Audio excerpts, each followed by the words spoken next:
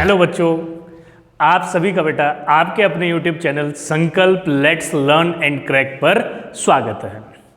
आज का जो बेटा हमारा टॉपिक है दैट इज इलेक्ट्रिक फ्लक्स। आज की क्लास के अंदर, आज के लेक्चर के अंदर हम आपका इलेक्ट्रिक फ्लक्स की स्टडी करेंगे।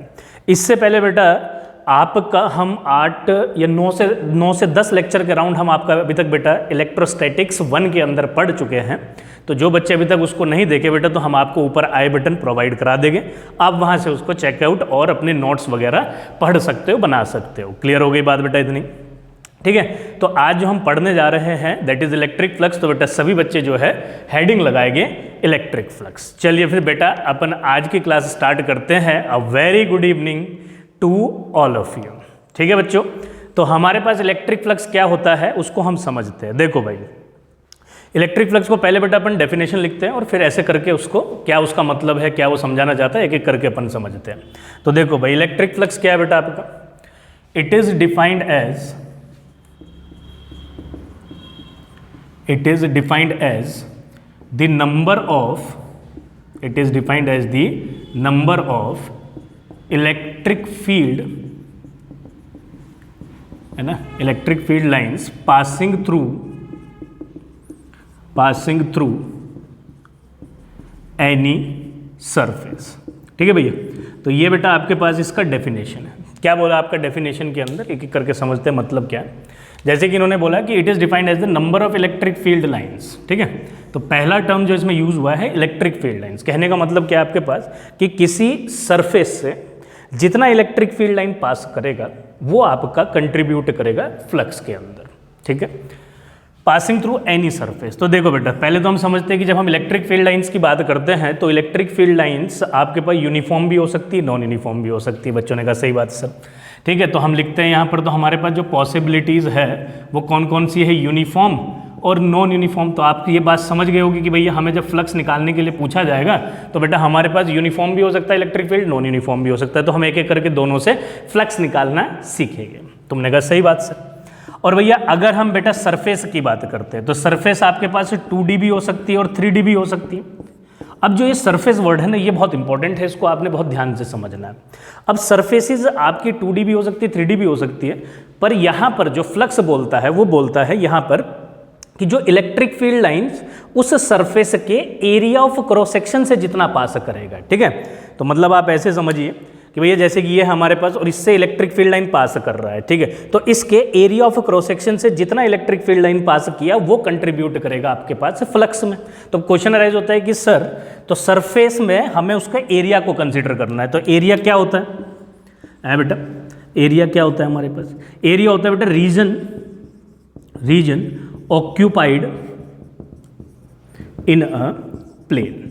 ठीक, क्या बोले अपन बेटा आपके पास? Region occupied in a plane. ठीक है, कोई प्लेन है आपके पास XY YZ या ZX, कोई भी प्लेन हो सकता है, उसके अंदर जो रीजन ऑक्यूपाइड किया है किसी शेप एंड साइज की बॉडी ने, उसको हम उसका क्या बोलेंगे बेटा? आपका एरिया बोले। तो वो जो रीजन है उसको हम उसका एरिया पढ़ेंगे। ये पहली बात आपको समझ में आनी चाहिए। इसलिए कई बार डेफिनेशन के अंदर लिखा रहता है number of electric field line passing through any plane surface. कई बार क्या लिख देते हैं बेटा वो आपके पास? Plane surface. तो प्लेन से हमें समझ में आ जाता है कि हमें उसके एरिया ऑफ क्रॉस सेक्शन के साथ डील करना है। यही इसके अंदर बेटा आपके पास सबसे इंपॉर्टेंट पॉइंट है, एरिया। तो इस एरिया, ठीक है, जब हम एरिया की बात करते हैं तो एरिया तो एक स्केलर क्वांटिटी है। एरिया का कोई भी एलिमेंट्री पार्ट है ना, एरिया का कोई भी part that is being under observation अपने आप में एक वेक्टर क्वांटिटी है। तो जो एरिया ऑफ क्रॉस सेक्शन है वो वेक्टर क्वांटिटी है, हम उसको बोलते हैं बेटा आपका एरिया वेक्टर। क्या बोलते हैं बेटा हम उसको? Area vector. सभी बच्चे बेटा नेक्स्ट हेडिंग लगाएंगे एरिया वेक्टर। तो इसको समझते। तो भैया हम अपनी हेडिंग लगाए बेटा एरिया वेक्टर। अब एरिया वेक्टर को समझते। देखो, एरिया तो स्केलर है बेटा, मतलब उसका मैग्नीट्यूड देगा आपके पास, वेक्टर उसकी डायरेक्शन देगा। ठीक है, तो मतलब एरिया वेक्टर। ठीक है, तो हम यहाँ पर एरिया वेक्टर मतलब कि हम किसी एरिया का एरिया ऑफ क्रॉस सेक्शन को ऑब्जर्व करेंगे, और एरिया ऑफ क्रॉस सेक्शन होता है आपके पास the part of that area that is being under observation, है ना। तो हम उसका क्या निकालेंगे? डायरेक्शन निकालेंगे।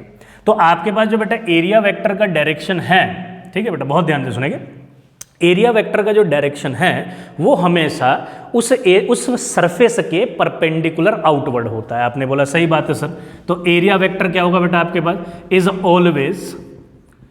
Always perpendicular outward, is always perpendicular outward. ठीक है, आप कोई भी सरफेस ले लीजिए। अब हमारे पास बेटा जो सरफेस है वो भी कितने टाइप की है आपके पास, दो टाइप की सरफेस, एक 2D या 3D। 2D सरफेस को हम ओपन सरफेस बोलते हैं, 3D सरफेस को हम क्लोज सरफेस बोलते हैं। ठीक है, हम दोनों का ही एरिया वेक्टर निकालना आपको सिखाएंगे। ठीक है, तो जैसे कि मैंने बोला आपका कि एरिया वेक्टर का जो है डायरेक्शन जो होगा वो हमेशा क्या होगा बेटा आपके पास, ऑलवेज परपेंडिकुलर आउटवर्ड। जैसे कि मैं आपको दिखाता हूँ, ये कोई एक सरफेस है, ठीक है, इसका एरिया कहाँ होगा, इसके परपेंडिकुलर आउटवर्ड। ठीक है, ये कोई बेटा एक सरफेस है, इसका एरिया कहाँ होगा, परपेंडिकुलर आउटवर्ड। ठीक है, अब जो क्वेश्चन अराइज होता है, ठीक है, ये तो सिंपल है, आप इसको आराम से कर सकते हैं। कोई भी आप, जैसे कि हमने ये वाली सरफेस दी आपको, ठीक है, तो इसका एरिया कहाँ होगा, परपेंडिकुलर आउटवर्ड। जिधर से आप ऑब्जर्व कर रहे हैं ना, तो उधर से परपेंडिकुलर आउटवर्ड। कई बार बच्चे बोलेंगे तो क्या सर ये परपेंडिकुलर आउटवर्ड नहीं है, कि बेटा ये भी है, ये भी परपेंडिकुलर आउटवर्ड है। तो ये जैसे कि ये हमारे पास है, तो ये वाला एरिया ऑफ क्रॉस सेक्शन का परपेंडिकुलर आउटवर्ड उधर, तो इस वाले एरिया ऑफ क्रॉस सेक्शन का परपेंडिकुलर आउटवर्ड इधर। दोनों बात सही है आपके पास, आप दोनों में से किसी को भी ले सकते हैं। वो डिपेंड इस तरीके से करता है कि आप किधर की साइड से उसको ऑब्जर्व कर रहे हैं। ठीक है, ऑब्जर्वेशन किधर है आपकी, उस चीज पर निर्भर करेगा। तो ऐसे इसका ये भी एरिया ऑफ क्रॉस सेक्शन कहाँ हो गया, परपेंडिकुलर आउटवर्ड। प्रॉब्लम कहाँ हो जाती है, अगर सपोज करो कि यही वाली सरफेस या ये वाली सरफेस आपको, ठीक है, अभी तो ये हमारे पास कौन सा प्लेन था, अगर आप ध्यान से देखो तो बेटा हमारे पास कौन सा प्लेन है, ये Z है और ये Y है। तो ये YZ प्लेन के अंदर था आपके पास, अभी ये कुछ इस प्रकार था। ठीक है, बहुत ध्यान से समझना बेटा, YZ प्लेन। अब सपोज करो कि यही जो प्लेन है इसको हम किसी एंगल पर शिफ्ट कर दिए। क्या कर दिए बेटा अपन, इसको किसी एंगल पर शिफ्ट कर दिए कुछ इस प्रकार। ठीक है, तो हम इसको क्या कर दिए बेटा, किसी एंगल पर शिफ्ट कर दिए प्लेन को। अब इसका परपेंडिकुलर आउटवर्ड जो है वो थोड़ा सा डिफिकल्ट हो जाएगा, थोड़ा इमेजिन करना पड़ेगा, प्रैक्टिस लगेगी। तो अगर मुझे ऐसी ओपन सरफेसेस या इसी में हम आगे पढ़ेंगे क्लोज सरफेस, मतलब 2D या 3D सरफेस में, अगर आपका किसी प्लेन में कोई सरफेस दे दिया जाए, फिर उसका बेटा हमें क्या निकालना हो, एरिया वेक्टर निकालना हो, मतलब कि उसका मैग्नीट्यूड और उसका डायरेक्शन फाइंड करना हो, तो वो तो आएगा हमेशा परपेंडिकुलर आउटवर्ड ही। पर यहां पर उसको डिफिकल्ट हो जाता है थोड़ा सा फाइंड करना। तो हम क्या करते हैं बेटा, उसके लिए आपका दूसरा मेथड आपको पढ़ाएंगे जिससे आप इजीली फाइंड कर सकते हो, जिसको बोलते बेटा अपन वेक्टर मेथड। क्या बोलते भाई हम जिसको, क्या बोलते बेटा हम जिसको, वेक्टर मेथड। तो वेक्टर मेथड से हम इजीली क्या कर पाएंगे, इसका डायरेक्शन बहुत इजीली फाइंड कर लेंगे। क्लियर हो गई बेटा बात इतनी, यहां तक आप सभी बच्चे नोट करेंगे। और एरिया वेक्टर के अंदर वेक्टर मेथड से यह सिंपली आपके पास अब हम डायरेक्शन निकालना या डायरेक्शन ऑब्जर्व करना स्टार्ट करते हैं। चलिए बेटा फटाफट। तो देखो भाई, पहले हम आपको बेटा प्लेन में बताते हैं कि किसी भी प्लेन के अंदर आप कैसे फाइंड कर सकते हो, और एरिया आपका जो वेक्टर मेथड है वो किस तरीके से काम करता है। ठीक है, हर तरीके की शेप एंड साइज की बॉडी का अपन एरिया फाइंड करेंगे, तो एक एक करके फाइंड करते हैं। तो लगाते हैं बेटा हेडिंग, अपने पास एरिया वेक्टर लगी हुई है, डायरेक्शन अपने को फाइंड करना है। बच्चों ने बोला सही बात, आगे बढ़ जाएगा बेटा, बढ़ जाए बिल्कुल। तो देखो हमारे पास क्या है कि कोई आपका एक XYZ ले लिए, ठीक है, जैसे कि XYZ, ठीक है, इसमें एक बॉडी आपके पास ये रही, दूसरा दिखाते हैं भाई, अगर सपोज करो कि ये रही, ठीक है ना। अब आपके पास कोई बॉडी जो है बेटा वो ये हो गई है ना, ऐसे करके, ठीक है। तो ये कोई एक आपके पास ओपन 2D, सबसे पहले हम अभी आपके पास जो एरिया वेक्टर निकाल रहे हैं बेटा, वो किसका निकाल रहे हैं, एरिया वेक्टर निकाल रहे हैं 2D। 2D बॉडीज कौन सी होती है, जो कि आपकी हम बोल देते हैं ओपन सरफेसेस। ठीक है, तुमने कहा सही बात है सर, ठीक है, ओपन सरफेस के लिए निकाल रहे हैं। ऐसे ही अगर हमारे पास है ना, मैं प्लेन के अंदर आपको हर प्लेन के अंदर दिखा देता हूँ बेटा कि किस तरीके से आपके पास कोई भी स्क्वायर या रेक्टेंगुलर शेप की बॉडी आपके पास रखी हो सकती है, और उसका हमारे से एरिया वेक्टर पूछा जा सकता है। ठीक है, क्योंकि बहुत इंपॉर्टेंट, जब तक अपन एरिया वेक्टर नहीं निकालेंगे तब तक हम आगे क्या नहीं निकाल सकते बेटा, उसका फ्लक्स नहीं फाइंड कर सकते। ये हो गया, ठीक है। तो इसमें तो बहुत आसान है, आप इजीली निकाल सकते हो। जैसे कि आप क्या काम करो, हमने लिखा था एरिया वेक्टर के अंदर कि area vector is always perpendicular outward. तो इसका एरिया वेक्टर कहाँ होगा, परपेंडिकुलर आउटवर्ड, बाहर की तरफ को भी होगा। ठीक है, मैं इधर से ऑब्जर्व कर रहा हूँ तो एरिया वेक्टर इसका परपेंडिकुलर आउटवर्ड, उधर देखूंगा तो उधर की तरफ परपेंडिकुलर आउटवर्ड। तुमने कहा सही बात है सर। तो ये कौन सा प्लेन है भैया आपके पास है बेटा, ये कौन सा है आपके पास, ये XYZ। तो ये कौन हो गया XZ, तो इसके परपेंडिकुलर आउटवर्ड कौन हो जाएगा Y, तो ये हो जाएगा इसका एरिया डायरेक्शन। नीचे की तरफ भी इसका क्या हो जाएगा बेटा आपके पास, एरिया डायरेक्शन। बच्चे बोले सही बात है सर। ये कौन सा है भाई आपके पास एक्स वाई जेड, तो ये बेटा कौन सा प्लेन हो गया वाई जेड प्लेन, तो इसका एरिया परपेंडिकुलर कहाँ होगा एक्स एक्सिस में, क्योंकि वाई जेड के परपेंडिकुलर एक्स है, तो ये भी हो सकता है, तो दोनों इसके एरिया वेक्टर हो सकते हैं। इधर देखूंगा अगर उधर से ऑब्जर्व कर रहा हूँ तो वो परपेंडिकुलर आउटवर्ड, इसके इधर से ऑब्जर्व कर रहा हूँ तो ये वाला परपेंडिकुलर आउटवर्ड। बच्चों ने बोला सही बात है सर, ठीक है, यहाँ तक कोई तकलीफ नहीं होती है, ठीक है, ये बहुत आसान होता है। अगर इसी चीज़ को, है ना, ये बहुत आसान होता है, अगर बेटा इसी चीज़ को हम वेक्टर मेथड से निकालें, है ना, तो मैं इसको नाम दे देता हूँ OABC, ठीक है, आपको बहुत ध्यान से समझाएगा, बहुत ध्यान से आप समझेंगे, ठीक है। तो ये कोई एक स्क्वायर प्लेन है आपके पास, तो आपके पास इसका जो एरिया वेक्टर होगा, ठीक है, इसका जो एरिया वेक्टर होगा उसको हम कैसे लिख सकते हैं बेटा, देखो एरिया वेक्टर, ठीक है, एरिया वेक्टर क्या होता है, अगर मेरे पास स्क्वायर बॉडी है या रेक्टेंगुलर बॉडी है तो लेंथ इंटू ब्रेड्थ, तो उसका क्रॉस प्रोडक्ट, ठीक है, लेंथ और ब्रेड्थ का क्रॉस प्रोडक्ट आपको क्या देगा, इसका एरिया देगा, ठीक है। तो इसकी लेंथ अपन L मान लिए, ब्रेड्थ इसकी अपन बेटा B मान लिए, एक रेक्टेंगुलर शेप की बॉडी हम ले लिए इसको, ठीक है। तो आपके पास ये लो, ठीक है, तो ये रेक्टेंगुलर शेप की हम एक बॉडी ले लिए आपके पास, ठीक है, इसका लेंथ कितना है L और ब्रेड्थ कितना मान लिया बेटा हम B, ठीक है। तो ये हमारे पास हो गया। तो अगर मैं इसका एरिया वेक्टर लिखूंगा तो क्या लिखूंगा, इसका साइड, है ना, दिस क्रॉस दिस, ठीक है, तो ये कितना हो गया OA वेक्टर, बच्चे बोले सही बात है सर, क्रॉस ये कितना हो गया बेटा AB वेक्टर, बच्चे बोले सही बात है सर, ठीक है। तो इस तरीके से हम इसका एरिया निकाल सकते हैं। अब अगर मैं आगे करूं तो OA वेक्टर कितना हो गया बेटा इसका L, कौन सी डायरेक्शन है X, तो LI कैप क्रॉस, ये कौन से में भाई J में, मतलब वाई एक्सिस J कैप, तो कितना हो गया BJ कैप, ठीक है। तो A वेक्टर कितना हो गया L into B I cross J, ठीक है। आपके पास बेटा I क्रॉस J कैसे निकालते हैं, चक्रवृद्धि रूल सभी बच्चों को याद होगा, है भाई, बात सही है सर, ये वाला अपने को याद है। ऐसे चलते हैं तो बेटा पॉजिटिव, ऐसे चलते हैं तो बेटा नेगेटिव, ठीक है। तो I क्रॉस J तो प्लस का K कैप, तो A वेक्टर कितना हो गया आपके पास L इंटू B पॉजिटिव के K कैप, ठीक है। तो ऐसे करके भी आपने निकाल लिया। देख लो परपेंडिकुलर आउटवर्ड K कैप कहाँ है, बाहर की तरफ को। अगर आप इसमें इधर से ऑब्जर्वेशन ना करके पीछे से ऑब्जर्व करते तो आप OA vector cross AB vector भी कर सकते हो, और बेटा और भाई आप क्या कहते हैं AB vector cross OA vector भी कर सकते हो। तो दोनों से आपके पास क्या निकल जाएगा, उसका एरिया वेक्टर, मतलब कि डायरेक्शन ऑफ दैट एरिया आप आराम से फाइंड कर सकते हो। तुमने कहा सही बात है सर, ठीक है, निकाल सकते हो। ऐसे चाहे इसमें निकालना चाहो तो बेटा इसमें भी निकाल सकते हो, जैसे कि मैं निकाल के दिखाता हूँ आपको फटाफट, ठीक है। इसको लेंथ मान लेते हैं, ठीक है भैया, इसको ब्रेड्थ मान लेते हैं। तो ये आपके पास लेंथ किस में हो गया, देखो भाई, इसका A वेक्टर कितना हो जाएगा दिस, तो ये डायरेक्शन हो गई LI कैप क्रॉस, ठीक है। ये वाला कितना हो गया, दैट इज योर Z, बाहर की तरफ को प्लस Z है और अंदर की तरफ को बेटा कितना है minus Z, B minus K cap, तो L इंटू B, तो I cross minus K cap, I cross K कितना बेटा नेगेटिव के J माइनस माइनस प्लस, अरे बात चमक रही है सर, दोबारा बताई दो, ठीक है बेटा। देखो तो आपके पास I क्रॉस K है ना, तो I क्रॉस K, तो I क्रॉस K, तो आप ऐसे चलोगे तो क्या आएगा आपके पास, अगला टर्म नेगेटिव में आएगा, तो माइनस J कैप, तो माइनस और माइनस J कैप कितना हो जाएगा बेटा आपके पास पॉजिटिव का J cap plus J cap. देख लो भाई आपके पास निकली नहीं निकली। अब बच्चे बोलेंगे सर इसमें इतना करने की क्या आवश्यकता है, वो तो हमारे पास डायरेक्ट निकल ही जा रहा है। मैं क्या बोल रहा हूँ बेटा कि आप डायरेक्ट भी निकाल सकते हो, परपेंडिकुलर आउटवर्ड, इसमें तो निकाल सकते हो, जैसे कि अब मूव करते हैं अगले वाले केस में, ठीक है। अगर बेटा हमारे से पूछ लिया जाए कि आपके पास क्या एरिया वेक्टर होगा, अब जैसे कि हम एक शेप ले लिया आपके पास, यहाँ समझिए बेटा इसके अंदर, जैसे कि हमने क्या लिया आपका एक स्क्वायर लिया, ठीक है। तो ऐसे कोई आपके पास एक ओपन 2D सरफेस है, इसका एंगल कितना है भाई हमारे पास यहाँ पर, इसका एंगल इसने बनाया बेटा अपने एक्स एक्सिस के साथ 30 डिग्री, ठीक है। अब इसका एरिया वेक्टर निकालिए, नहीं, अब यहाँ पे थोड़ी प्रॉब्लम हो जाती है। यहाँ पे हम इमेजिन करते हैं कि सर परपेंडिकुलर आउटवर्ड किधर होगा ना, क्योंकि इसने एंगल 30 डिग्री बनाया, इसमें तो बहुत आसान था, ठीक है। इसलिए मैंने आपसे क्या बोला कि एरिया वेक्टर होता परपेंडिकुलर आउटवर्ड ही हमेशा सरफेस के, पर उसको निकालने के आप एक तो डायरेक्ट ऑब्जर्व करके, है ना, देख के बता सकते हो कि हाँ भैया ये एरिया परपेंडिकुलर आउटवर्ड दिख रहा है, और कई बार नहीं हो पाता है, जैसे इसमें नहीं हो पाता तो उसमें हम किसका इस्तेमाल करते हैं, एरिया वेक्टर का। मैं आपसे क्या बोल रहा हूँ कि पहले अभी हम स्क्वायर, रेक्टेंगुलर, इन शेप का एरिया वेक्टर निकालना सीख रहे हैं 2D में, है ना, ओपन सरफेसेस का। फिर अभी आपको सर्कल का किस तरीके से निकालते हैं, फिर 3D का कैसे निकालते हैं, सभी का पहले एरिया निकालना सिखाएंगे, और फिर उसमें हम फ्लक्स कैसे कैलकुलेट करते हैं ये निकालना सीखेंगे। चलिए बेटा, बच्चे बोले सही बात सर, हमें क्लियर हो रहा है, ठीक है, तो ये हमारे पास यहाँ कितना एंगल है बेटा आपके पास 30 डिग्री बिल्कुल हैगा।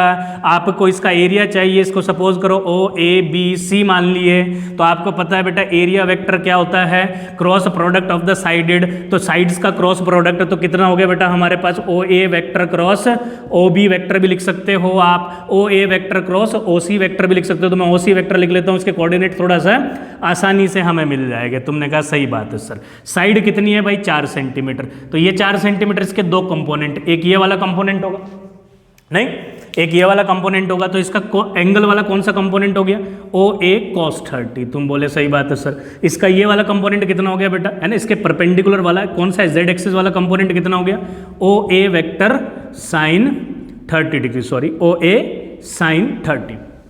तो साइन 30 को निकालोगे तो OA कितना है हमारे पास, साइड हमें 4 सेंटीमीटर दी, साइन 30 कितना हो गया 1/2। तो बेटा हमारे पास सॉल्व करके कितना आ गया 2 सेंटीमीटर, मतलब Z में 2 सेंटीमीटर। उससे हम इसके कोऑर्डिनेट फाइंड कर लेंगे, कोऑर्डिनेट फाइंड कर लेंगे तो उसका आपका पोजीशन वेक्टर लिखा जा सकता है। ठीक है, इस लेंथ का मैग्नीट्यूड, इस लेंथ का वेक्टर, इस लेंथ को वेक्टर फॉर्म में लिखा जा सकता है। तुमने कहा सही बात, क्योंकि हमें भाई OA वेक्टर चाहिए ना, तो OA वेक्टर के लिए ये कोऑर्डिनेट लगेगा। तुमने कहा सही बात है सर। ठीक है, तो आगे बढ़ते बेटा। ऐसे ही ये कितना हो गया भाई हमारे पास 4 × √3/2, तो कैंसिल करके कितना आ गया √2√3। ठीक है, तो अगर इसका कोऑर्डिनेट लिखता हूँ मैं, देखो यही लिख देते हैं बेटा, इसका कोऑर्डिनेट लिखता हूँ तो x एक्सिस में कितना है 2√3, ठीक है, y में 0 और इसमें कितना है आपके पास है 2, तो कोऑर्डिनेट आ गया। इसका कोऑर्डिनेट कितना हुआ भाई, क्योंकि ये सिर्फ किस में है y एक्सिस में, तो साइड कितनी है 4, तो 0, 4, 0।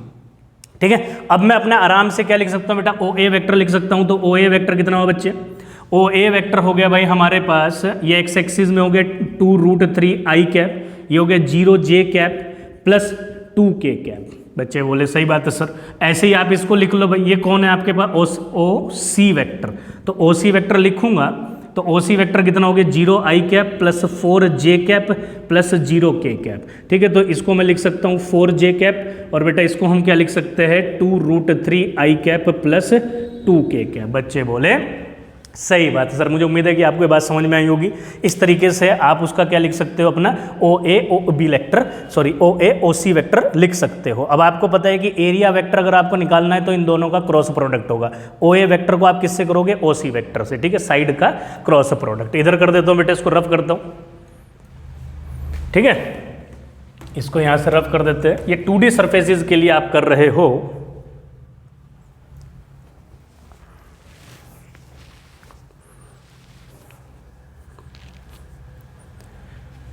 ये आप बेटा 2D सरफेसिस के लिए कर रहे हो। 2D मतलब कि आपकी ओपन सरफेसिस। ठीक है, तो यहाँ पर लिखते हैं, तो बेटा यहाँ पर लिखेंगे तो कितना आ जाएगा A vector is equals to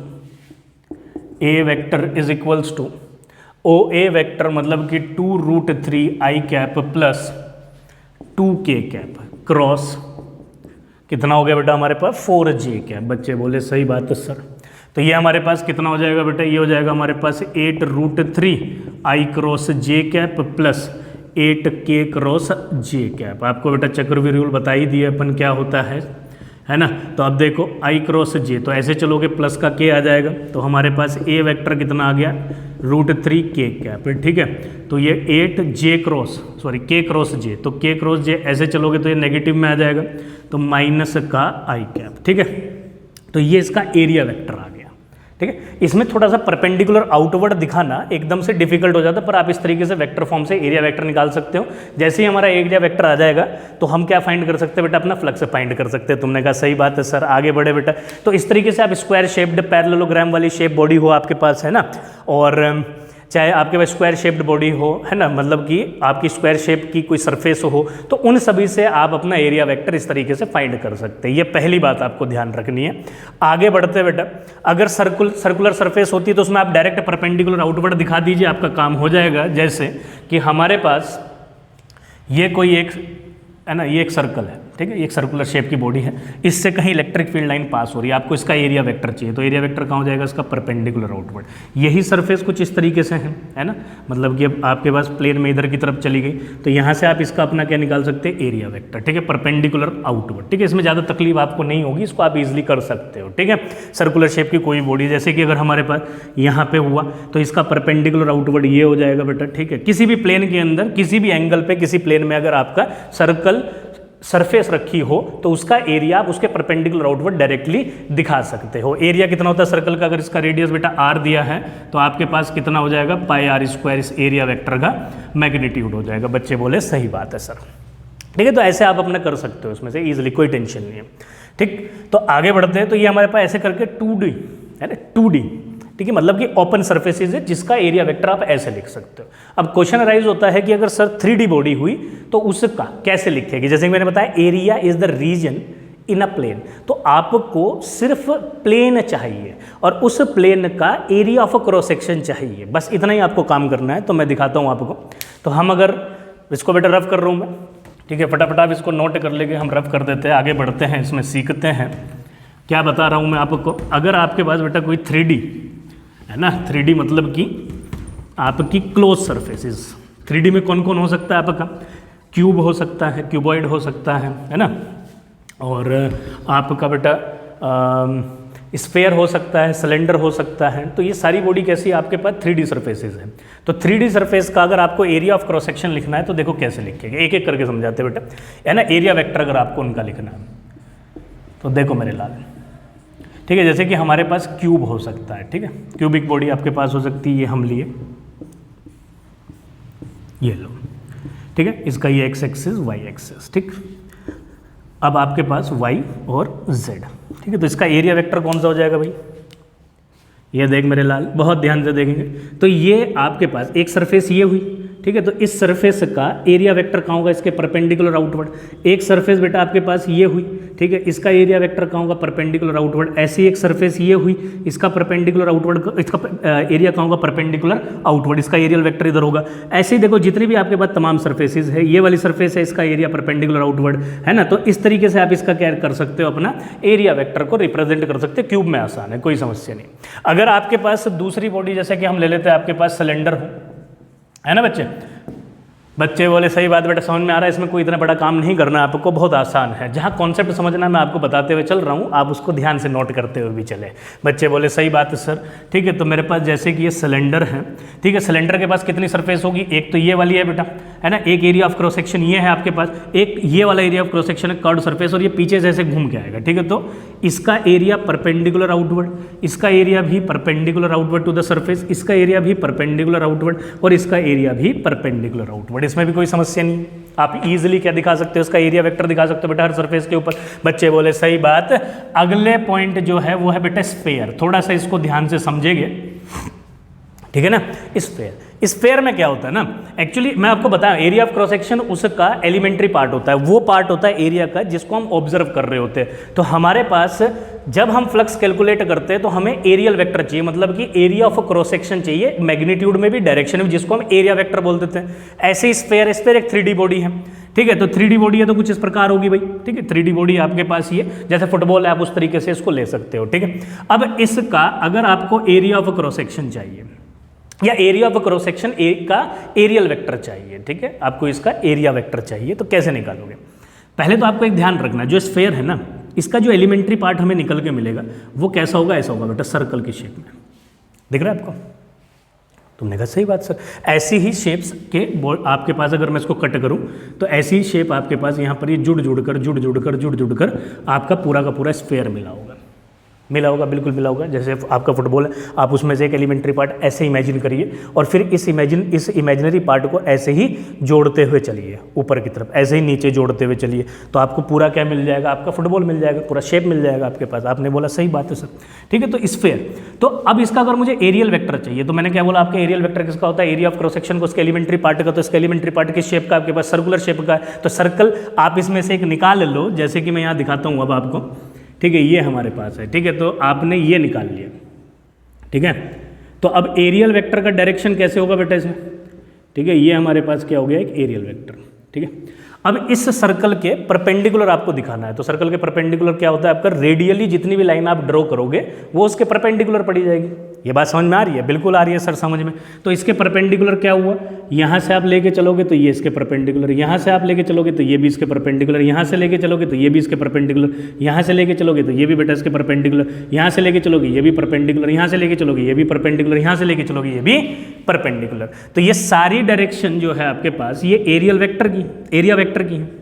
आसान है नहीं भाई आपके पास? बिल्कुल है बेटा, ठीक है। तो बस आपको ये समझना है कि किस तरीके से उस सरफेस का 2D या 3D सरफेस का जो प्लेन है वो किस तरीके से है, और जो प्लेन है वही उसका एरिया है, और उसका ही एरिया का जो एलिमेंट्री पार्ट है वो उसका एरिया ऑफ क्रॉस सेक्शन है। और एरियल वेक्टर आपके पास जो डायरेक्शन देता है that is always perpendicular, that is always perpendicular outward. अगर कहीं पे आपको तकलीफ होती है तो आप अपना एरियल वेक्टर का इस्तेमाल करके भी अपने एरियल वेक्टर, एरिया वेक्टर की डायरेक्शन निकाल सकते हैं। बच्चे बोले सही बात है सर, बेटा इसको रफ कर दे। अब फ्लक्स पे आते हैं, ठीक है। तो इस तरीके से आपका एरिया वेक्टर आप निकाल सकते हो। मैंने आपसे बोला number of electric field line passing through any area of cross section, repeat कर रहा हूं बेटा, number of electric field line passing through any area of cross section. इससे पहले हम सरफेस बोले थे, सरफेस से हम कंक्लूड किए थे एरिया, एरिया का एलिमेंट्री पार्ट हम कंक्लूड किए थे एरिया ऑफ क्रॉस सेक्शन। तो आप क्या बोल सकते हो, number of electric field line passing through any area of cross section. कैसे? परपेंडिकुलरली। कैसे बेटा? परपेंडिकुलरली। वो क्या कंट्रीब्यूट करेगी आपके पास, फ्लक्स कंट्रीब्यूट करेगी।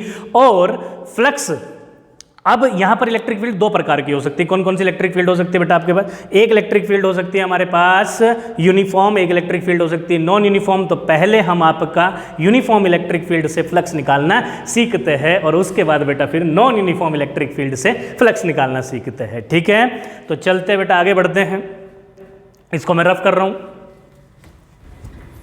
ठीक है भाई।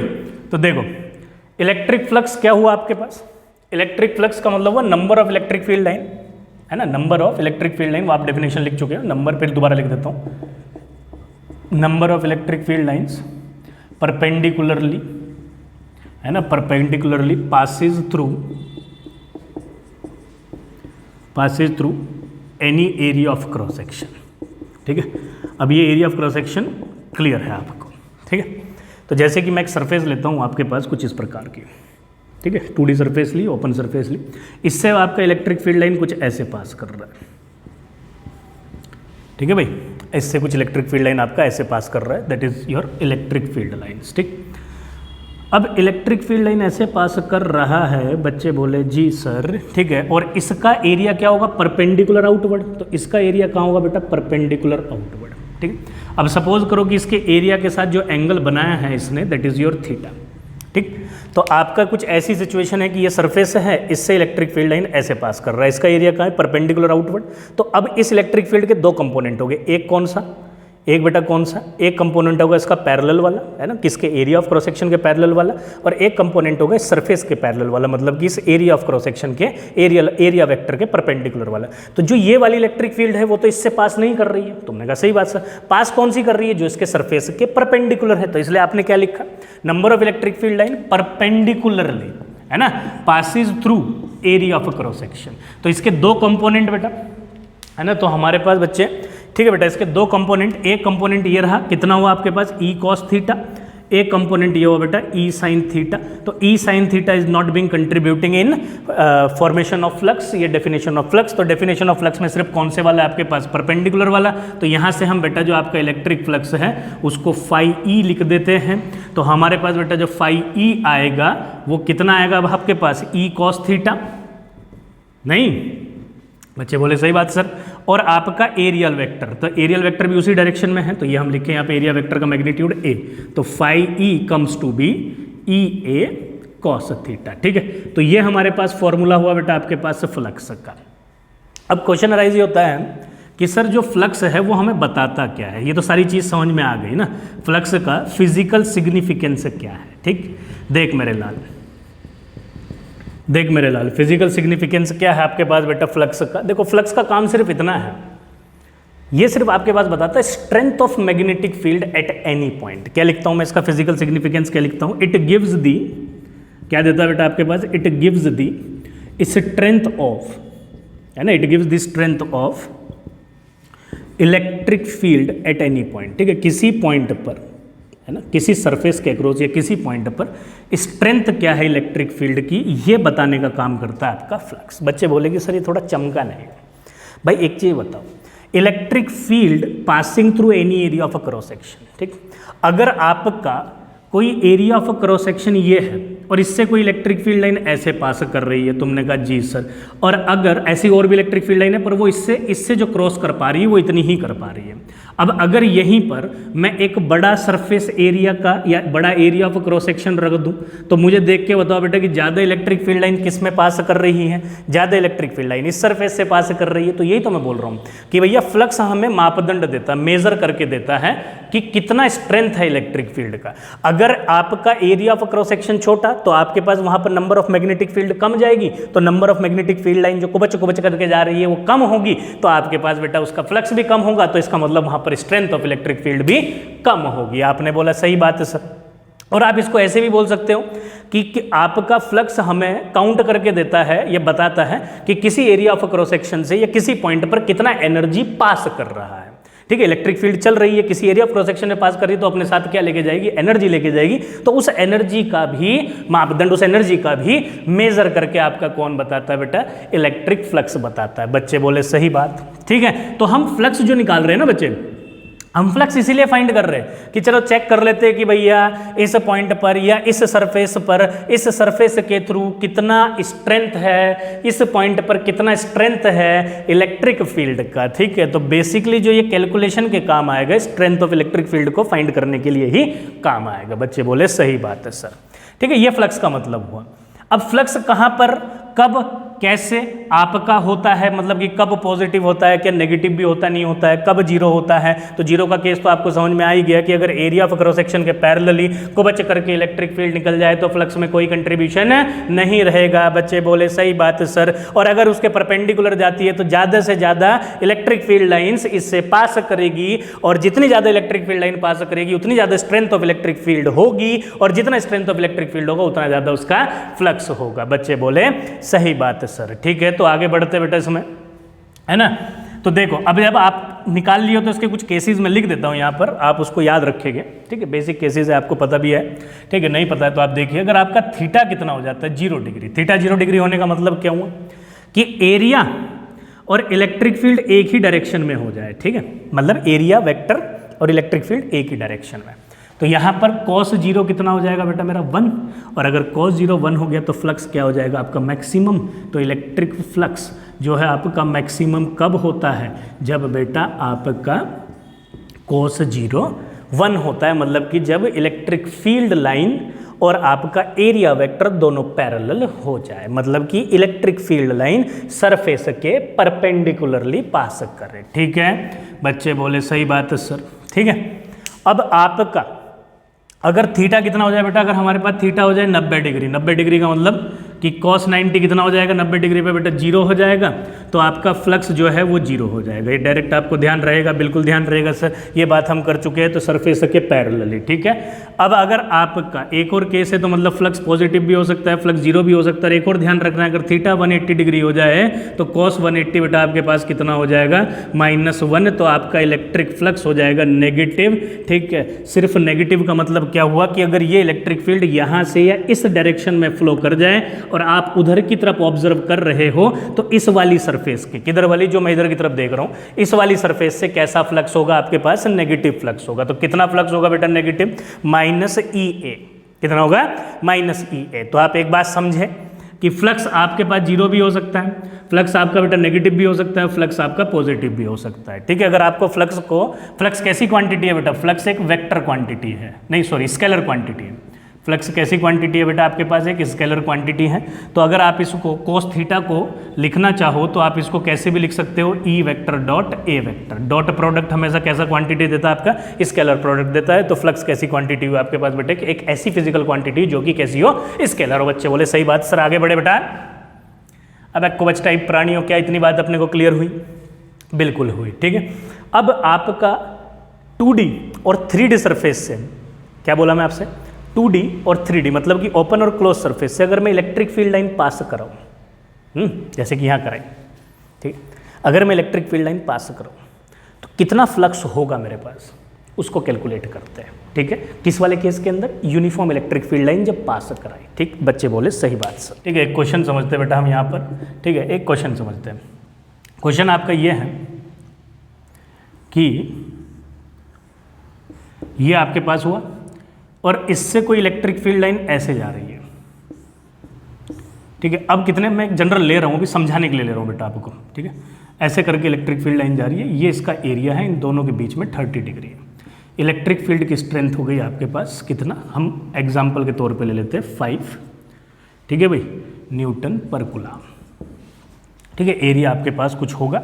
ठीक है, एरिया की डायरेक्शन, एरिया वेक्टर जो आपको है, आपको पता ही एरिया वेक्टर परपेंडिकुलर आउटवर्ड, इन दोनों के बीच में इसको भी ले लेते हैं हम 5 मीटर स्क्वायर। अब मेरे से पूछ लिया इसमें फ्लक्स, तो फ्लक्स क्या हुआ आपके पास? बहुत आसान क्वेश्चन है, ई ए कॉस थीटा।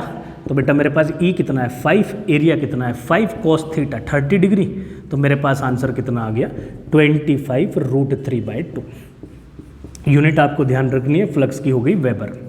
ठीक है, कितनी यूनिट हो गई हमारे पास? वेबर। आप लिखना चाहो तो इसको वेबर को क्या भी लिख सकते हो, न्यूटन मीटर स्क्वायर पर कूलम।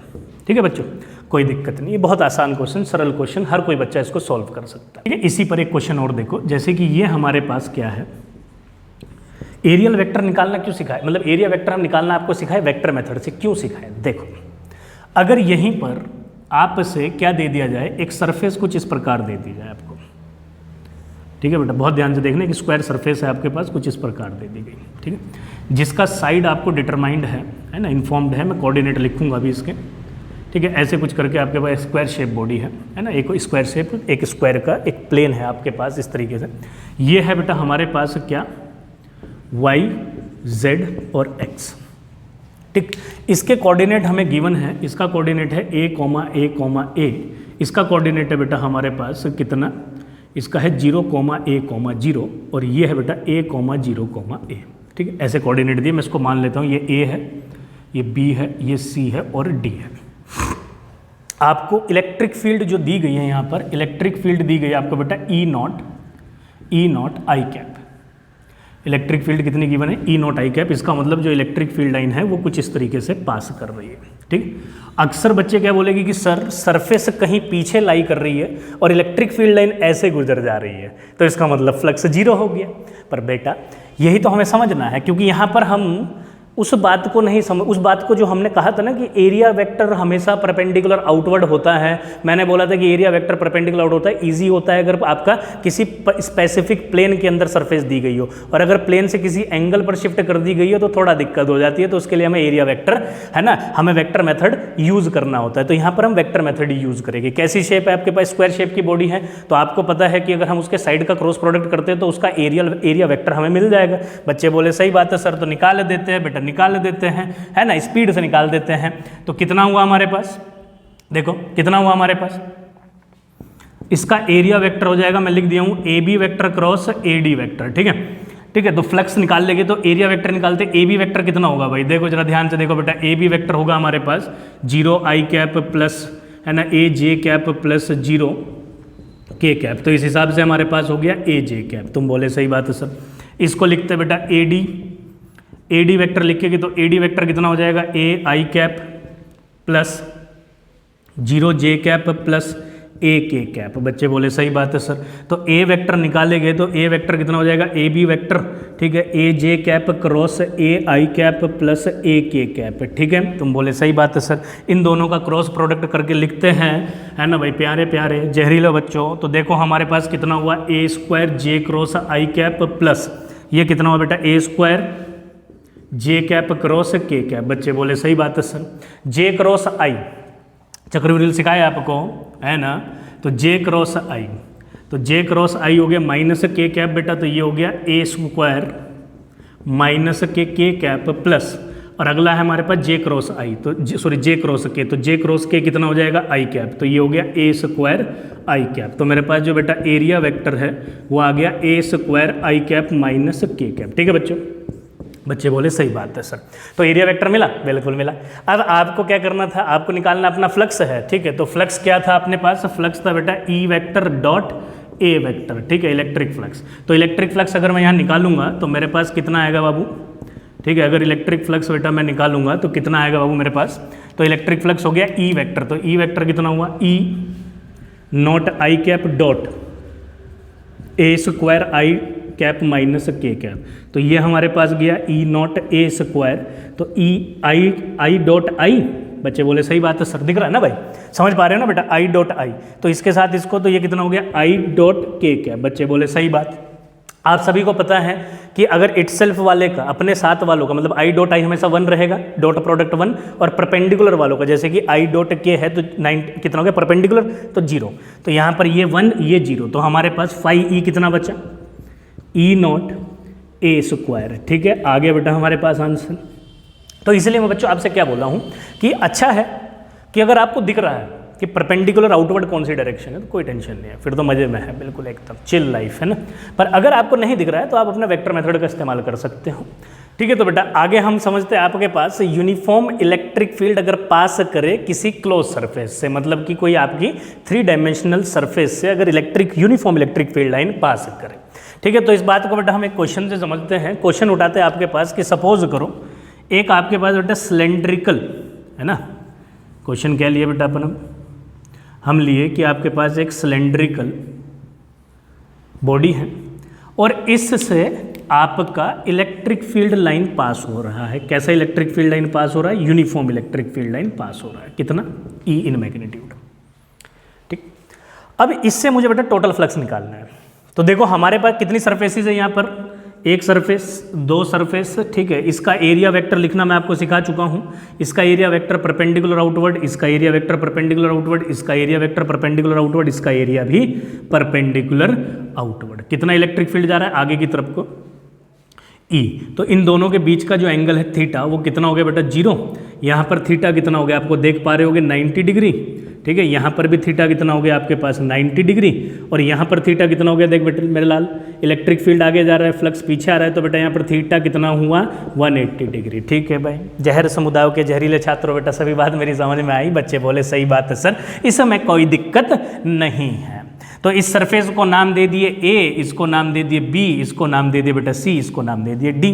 तो आप देख पा रहे होगे कि बेटा अगर इलेक्ट्रिक फ्लक्स है ना ए के अक्रॉस निकालना है तो आपका कितना हो गया ई ए, ठीक है, और दोनों के बीच में एंगल 180 डिग्री, तो दैट इज कॉस 180 कितना हो गया -1, तो फ्लक्स हो गया मेरे लाल -ई, ठीक है।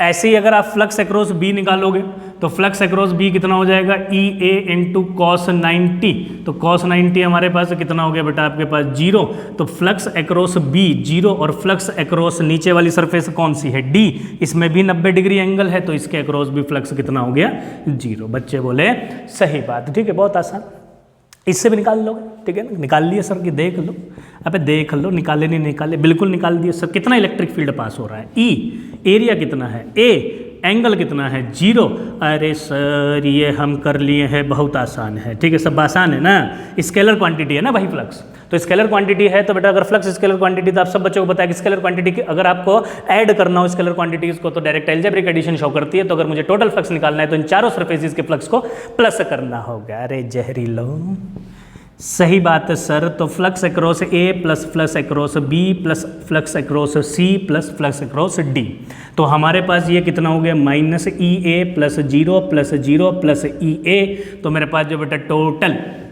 है भाई, जो मेरे पास टोटल फ्लक्स है वो कितना आया 0, ठीक।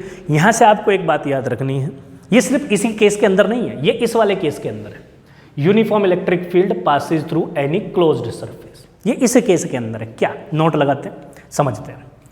नोट आपके पास ये कहता है, ठीक है, नोट क्या कहता है आपके पास, अगर यूनिफॉर्म इलेक्ट्रिक फील्ड के अंदर किसी क्लोज्ड सरफेस को रखोगे, क्लोज्ड बॉडी को रखोगे, तो उसमें से टोटल फ्लक्स हमेशा ही 0 आएगा।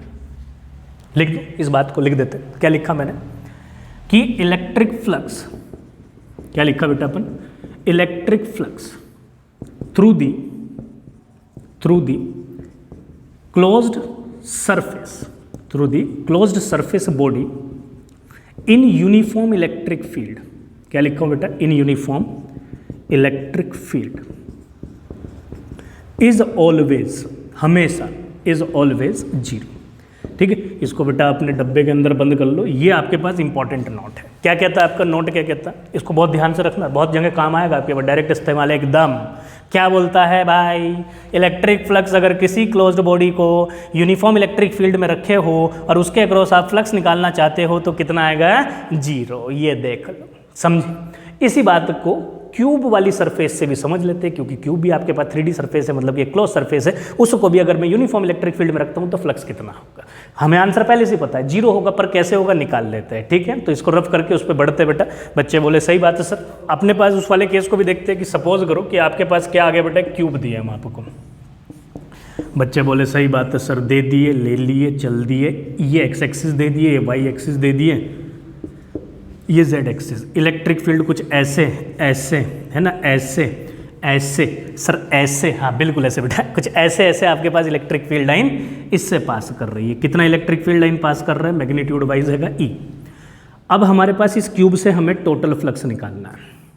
ठीक है, देखो भाई प्यारे प्यारे बच्चों, इसमें कितनी सरफेसेस है, मतलब कितने प्लेन्स इसमें आपको दिख रहे हैं, क्योंकि प्लेन का ही एरिया ऑफ क्रॉस सेक्शन होगा। तो ये हमारे पास इसमें कुछ प्लेन्स दिख रहे हैं, कितने, 6 हैं। ऊपर 2, एक ऊपर एक नीचे 2, पीछे आगे 2, इधर इधर। इसके जो 4 प्लेन है कौन कौन से, ये वाला प्लेन, ठीक है, कौन से वाला प्लेन है तुम्हारे पास, ये देखो वाई, सॉरी जेड, और ये एक्स, तो जेड एक्स।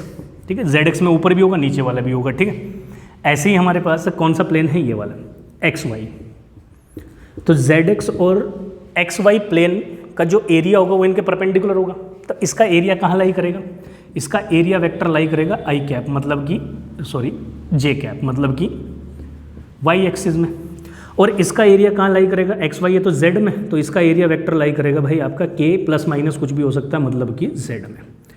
इलेक्ट्रिक फील्ड आपको कहाँ दी है, एक्स में। तो इलेक्ट्रिक फील्ड एक्स में हमें गिवन है, तो एक्स एक्सिस के परपेंडिकुलर वाई भी है और आपके पास जेड भी है। तो हमारे पास 4 जो सरफेस हो रही है, 2, ठीक है, ये देख लो 2 और 2 आगे पीछे वाली ये, ठीक है ना। तो आपका नामकरण कर देते हैं इनको A B C D E F G H, और भाई कोई और तो नहीं बचा, नहीं। तो मैं लिखता हूँ, तो इसका मतलब हमारा जो फ्लक्स है ऑलरेडी किस सरफेस से, A B C A B E और बेटा H, इस वाली सरफेस से। फ्लक्स एक्रॉस नीचे वाली सरफेस कौन सी है, F G है ना, फ्लक्स एक्रॉस F G क्या लिखेंगे, F G D C, ठीक है, is equals to flux across, ये ऊपर नीचे वाली हो गई। अब देखो ये आगे वाली H E D G is equals to flux across, इसके पीछे वाली सरफेस दिख रही है A B C F, ठीक है। इन सभी के अक्रॉस जो फ्लक्स है वो कितना हो गया, 90 डिग्री होने की वजह से 0 हो गया। अब मेरे पास कितनी सरफेस बची बेटा, 2, जो कि जिनका एरिया कहाँ लाई कर रहा है, एक्स एक्सिस के लोग। इसका परपेंडिकुलर आउटवर्ड, ये रहा इसका एरिया वेक्टर, ठीक है। और इसका वाली सरफेस, ये वाली सरफेस, ठीक है। देखो भाई बहुत ध्यान से देखना बेटा इस बात को, इसका एरिया कहाँ लाई कर रहा है, परपेंडिकुलर आउटवर्ड, ये रहा, ठीक है। यहाँ पर थीटा कितना बन रहा है, 180 डिग्री, क्योंकि इलेक्ट्रिक फील्ड आगे जा रही है। और यहाँ पर थीटा कितना बन रहा है भाई, 0 डिग्री, ठीक है। तो अगर मैं फ्लक्स एक्रॉस लिखता हूँ किस पे, E B C D, तो E A cos 0 डिग्री, ठीक है। तो ये आ गया हमारे पास E A, ठीक है। और अगर A H G F में निकालता हूँ, बेटा फ्लक्स, तो कितना हो गया, E A cos 180 डिग्री, तो ये आ गया हमारे पास -1, ठीक है, -1 ये और E A, तो -E A। बच्चे बोले सही बात है सर, ठीक है। आपको अब टोटल फ्लक्स निकालना है, तो इन सब को ऐड करोगे तो 0 + 0 + 0 + 0 प्लस दिस, तो 0 + 4 बार 0 आ जाएगा, E A minus E A, तो टोटल फ्लक्स कितना हो गया, 0। यही तो हम आपसे बोले कि अगर यूनिफॉर्म इलेक्ट्रिक फील्ड के अंदर अगर आप क्लोज्ड सरफेस बॉडी को रख दो तो उससे टोटल फ्लक्स कितना होगा, 0। यहाँ तक की बात बेटा आपको समझ में आ गई होगी, ठीक है। ये बहुत आसान था, ठीक है। अभी हम यूनिफॉर्म इलेक्ट्रिक फील्ड में रखें। क्वेश्चन अराइज होता है कि अगर नॉन यूनिफॉर्म इलेक्ट्रिक फील्ड में रख दे तब क्या होगा, तब ऐसा कुछ नहीं होगा, तब कुछ ना कुछ फ्लक्स की वैल्यू होगी, ठीक। तो आज की क्लास के अंदर तो बेटा हम आपका पढ़ लिए कि फ्लक्स क्या होता है, एरिया वेक्टर कैसे फाइंड करते हैं, और अगर electric field, uniform electric field के अंदर हम किसी क्लोज्ड या ओपन, मतलब 2D या 3D बॉडी को रखते हैं तो उससे हम कैसे फ्लक्स कैलकुलेट कर सकते हैं। ठीक है बच्चों, तो जैसे कि आप सभी बच्चों को पता है कि बेटा रिवीजन जो कि मस्ट है, करते रहिए, सीखते रहिए, बढ़ते रहिए। हम फिर आपसे बेटा अगली क्लास में मिलेंगे और अगली क्लास के अंदर हम आपका डिस्कस करेंगे अभी फ्लक्स में कि अगर closed surface non uniform electric field के अंदर रख दी जाए तो कैसे हम फ्लक्स कैलकुलेट कर सकते हैं और गॉस लॉ क्या होता है। ठीक है, तब तक के लिए बेटा सभी बच्चों को बाय बाय।